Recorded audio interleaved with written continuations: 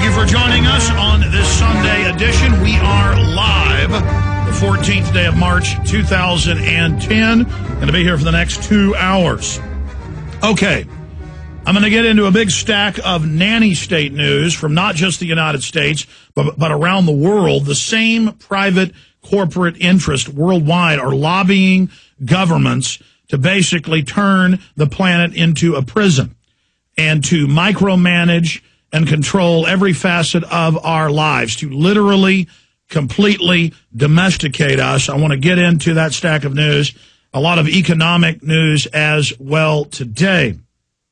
But the first story I want to get into is from the BostonChannel.com. Team 5 investigates after Amesbury pulls sodium fluoride from the water supply. More than 70% of U.S. cities and towns have sodium fluoride added. And in 2000, in 2006, and we've had the head of the EPA's union on, who's a top toxicologist. Over 90% of their toxicologists and scientists have sent open letters to their bosses and to the Congress saying, take fluoride out of the water. Number one, sodium fluoride's deadly poison.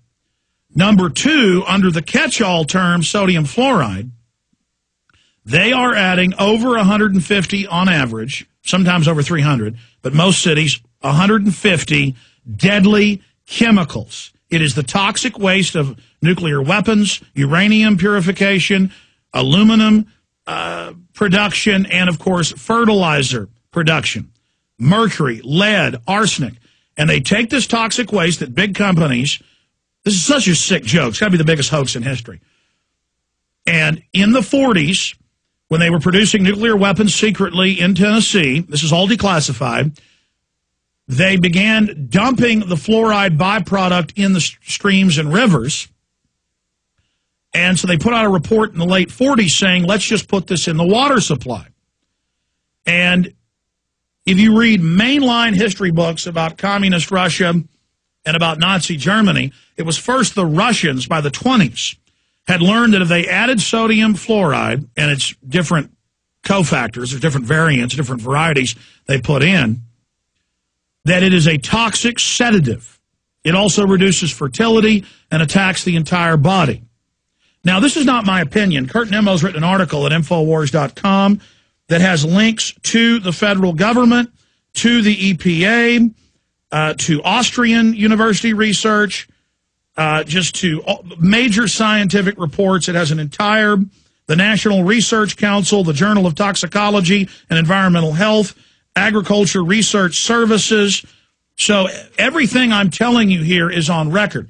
And you can go read how it attacks your bones and more than doubles bone cancer.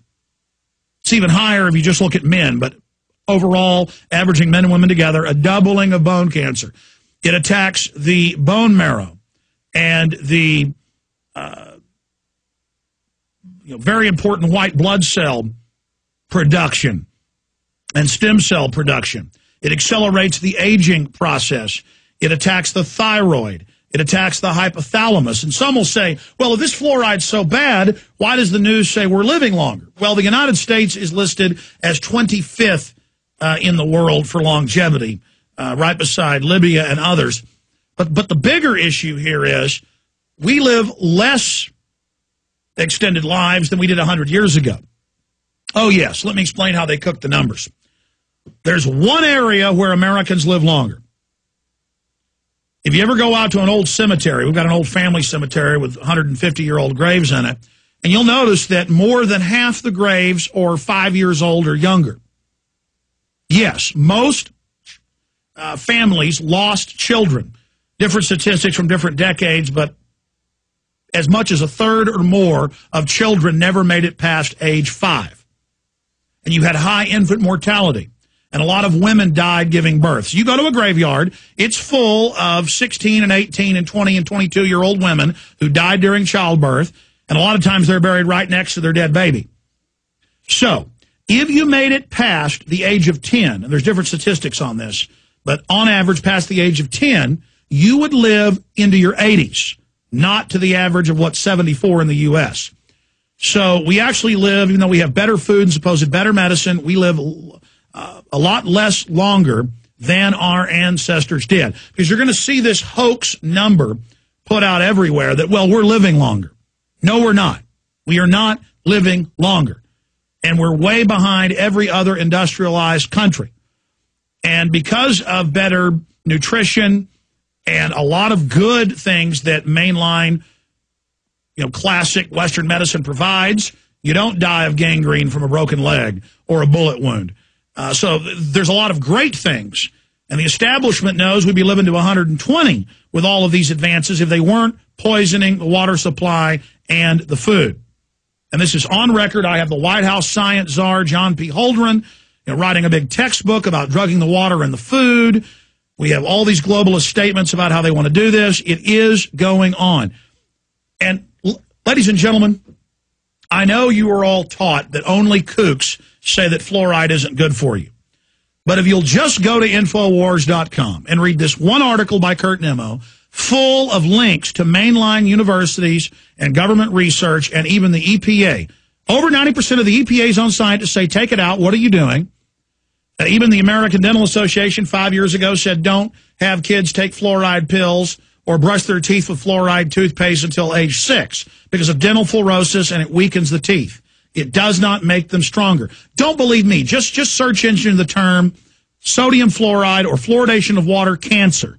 You'll get hundreds of mainstream news articles. Okay? This is an absolute fact. And the Russians and the Nazis learned to put this in the camp slaves' water. There's a reason it seems like the average American is in a trance.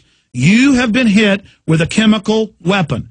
This is an absolute fact. Now, on screen, this is not just a radio show. If you go over to prisonplanet.tv, you can watch us live. On screen, we have the Infowars.com article, but anybody can go to Infowars and read this article. Story on mystery substance distracts from fact that fluoride is a deadly killer. Now, this Team 5 News out of Boston, talking about one of its suburbs that it hasn't been fluoridating in the last year, talks about how whatever is in the fluoride that we're buying from China to put in our water is clogging up the machines and broke the machines, but this is what the city contract is, and so they aren't using it because it broke the machine. And it shows how of every bucket of the poison they put in the drainage system, in the filters, about a third of it is still there, and the city won't pay to have it tested for what it is. We know what it is. Okay, the top EPA scientists are on record. It is over 150 chemicals on average. When you hear the word fluoridation, that is a catch-all for hundreds of toxic waste chemicals that by law are authorized to be added to your water. Okay? That's why, a few years ago, the top dentist who over a decade ago did the national campaign to get Canada's water fluoridated, we had him on a few years ago. He then found out, my God, this isn't calcium fluoride that actually is good for you and good for your teeth, a little bit of it. This is sodium fluoride and other molecules of it, and hundreds of other chemicals. It's 150 on average. Some water systems over 300. We got a tour of the Austin water treatment plant, 6 months ago. They wouldn't let us videotape, and it showed where when they dump the fluoride in it eats holes in the concrete if any of it dribbles out. And they gave us the paperwork that over $1 million a year is what Austin pays for bags of toxic waste. Now, here's the issue. The media is freaking out about the mystery substance, but on the newscast, they show the bags of fluoride, and it says deadly poison, attacks all the organs, will kill you. So there it says deadly poison, and they're dumping it in the water. We'll be right back.